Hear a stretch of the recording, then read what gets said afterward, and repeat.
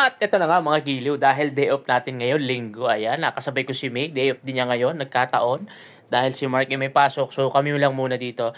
Dahil yung last week ago ay may nakita ako dito na farm, and then meron din silang coffee shop sa loob, so nilakad namin ito siguro about 25 minutes pag-alis namin ng accommodation namin. So ayan mga giliw yung aming mga dinaanan. So, napakaganda ng mga tanawin, napaka-green at saka ang ganda talagang tingnan lalo yung mga bahay, ang lilinis ng kapaligiran nila. Wala kang makikita basura sa daan. Wala kang makikita mga marites sa labas. Ayan, napaka-peaceful dito mga giliw, alam nyo yan. Ayan, makikita nyo yung mga bahay, iisa yung kulay, iisa yung design. At talaga namang napaka-relaxing dito mga giliw. So, eto na nga, nandito na tayo. Ayun yung mga baka nila mga giliw. Marami yan. Kasi nakikita ko dati, kapag dumadaan ako dito, napakaraming baka. So, ayan, yung malaking baka nila, yun, nasa labas yan. At eto yung coffee shop nila mga giliw. Yung isa ay mga ice cream na siguro sila din ang gumagawa. At yung mga ginagamit nilang gatas dito mga giliw, siguro sila din ang nagpa-process kasi makikita mo parang may processing plant sila dyan sa likod. Hindi ko lang sure kasi yun yung nakikita ko ha, mga giliw. So, eto mga giliw, pasukin natin kung ano ang itsura sa loob nitong coffee shop nila, mga giliw. Ayan. So, ayan, bali bendo siya mga giliw. Ayan. May mga bote dyan. Ayan, makikita nyo mga bote dyan. Tapos, meron mga pastry sa ilalim. And then, may mga number yan. Pipindot ka lang dyan kung anong number. For example, ayan, 28. Ayan, makikita mo cookies kung titingnan mo. Ayun, cookies. So, lalabas din ang presyo niyan mga giliw. So, 2.8 to 50 ang pagkakaalam ko. And then kapag yung bottle naman, ayan, makikita nyo yan. Pipili ka din ng mga drinks mo dyan. Ayan, may mga pagpipilian ka at ayan, itatap mo lang dyan yung card. Tapos ito naman yung pinaka-bendo machine nila.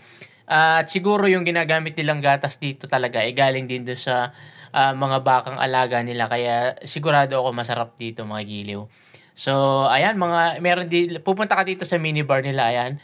Kung gusto mong mag-add ng sugar or mga flavoring, meron din sila, ayan, mga giliw.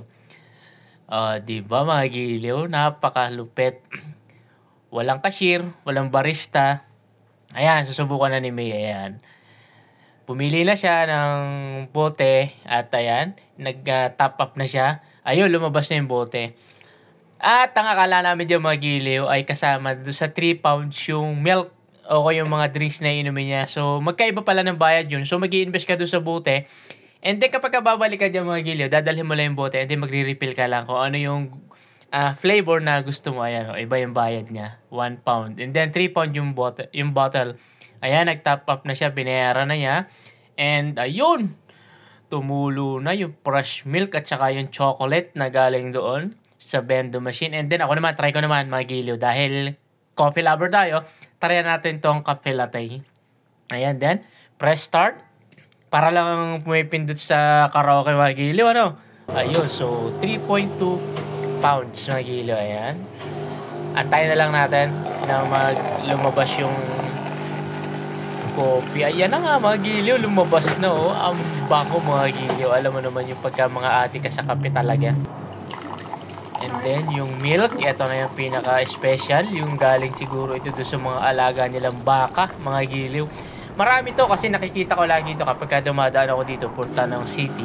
Napakaraming alaga nilang baka, mga giliw. Ayan, so, punta tayo doon sa pinaka-table counter nila. Actually, meron din sila dito mga tinapay na tinda. Wala ditong cashier, ayan. Kaya magtitimpla. Dagdagan lang natin ng 1 stick na sugar, mga giliw. And then, squeeze lang tayo ng mga dalawang squeeze ng caramel.